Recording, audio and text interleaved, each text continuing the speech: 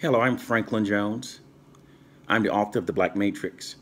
I'm going to give you a brief example of what the Matrix really is. You see, people function based upon narratives that have been imposed upon them and indoctrinated into their minds by the ruling elites. A great example of this would be soldiers. When a soldier is given the right narratives, that he is a liberator, a rescuer, he's fighting for freedom, these narrative motivates him, and he will then go into other countries and kill people who you don't even know. He will even at times lay down his own life to defend those narratives. It doesn't matter that the narratives that have been indoctrinated to him into his mind are not true. What matters is that the soldier believes the narrative. People often function based upon narratives that have been imposed upon them and indoctrinated into their minds. This is a secret that the ruling elites have known for forever. They are well versed in this and they've studied this. They are social engineering scientists and propaganda experts who depend on this science. Likewise, the same system is used against targeted populations. When people constantly function based upon narratives about themselves. I will give an example of how this works. Let us imagine that there is a ship out at sea, and the ship has been followed by a second ship, and the second ship is constantly bombarding the first ship with fraudulent negative messages about themselves. Such messages that the first crew, the ship is not seaworthy, perhaps slowly sinking, or the crew is incompetent, the ship is lost, or a mutiny is being planned. With time, the group constantly receiving the negative message about themselves will become besieged by the message. The message will begin to affect how they perceive each other. They will start hitting each other, distrusting each other. We are greatly controlled by narratives imposed upon us and indoctrinated into us. People are often controlled by the information they receive about themselves. For example, if a people constantly receive positive messages about themselves, this unifies them. There's this raise of self-esteem. They feel good about themselves, and it has a unifying effect.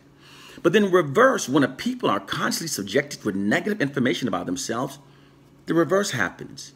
They start hating each other, distrusting each other, and they become more compliant with their oppressor's dominance over their lives.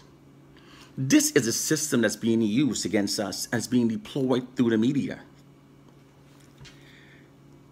Now, saying that, what quantifies this? Where is the history of this? There is a history. And it dates back to a Dr. Edward Bernays. He was a mass manipulation expert. It was Bernays that so impressed the ruling elites of how you can control people through the information that you constantly feed them. Bernays' system of control was so effective that in the 1930s, the tobacco industry said that there were millions of women who didn't smoke back then, and it was considered taboo for women to smoke. So Dr. Bernays created this media campaign perpetuating the cigarette smoking among women as a torch of freedom. And he put it all in the media, all over the magazines. And the women saw the image, and they perceived the image as power, empowerment, and they started smoking. Millions of women started smoking based on this campaign. Dr. Bernays was also used in terms of fluoride. Fluoride used to be a poison that was used many years ago. And when they started putting it inside toothpaste, there was this backlash where the public didn't want it. So they again hired Dr. Bernays to create a campaign making it appear as attractive. The same thing was done with bacon. There was a time when bacon was considered as throwaway. Dr. Edward Bernays did a campaign to get Americans to start buying bacon. So the system of control through information is real. And it's what's being done to us. We go around believing that some of us believe that we're cursed, or that we're affected by the Willie Lynch myth or some biblical prophecy. But these things, when you study them, the origin, those are not our problems. Our problem is that those White elites who have the power and the ability to impose narrative upon us, negative narrative, that serves their interests are doing so. This is a system we call the Black Matrix, and we tend to function based upon these false negative narratives.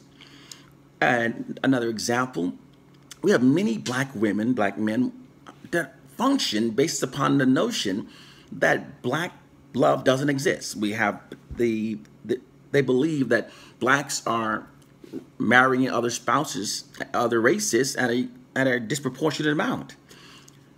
But in reality, according to the U.S.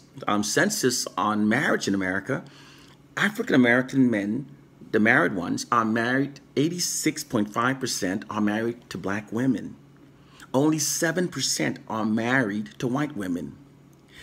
African American women, 94% are married to Black men. Only 4% are married to white men. We are functioning based upon a distorted illusion of ourselves because you control the people through demoralization. It's time to wake up to the system that's being used against us. Thank you. One love, my brothers and sisters.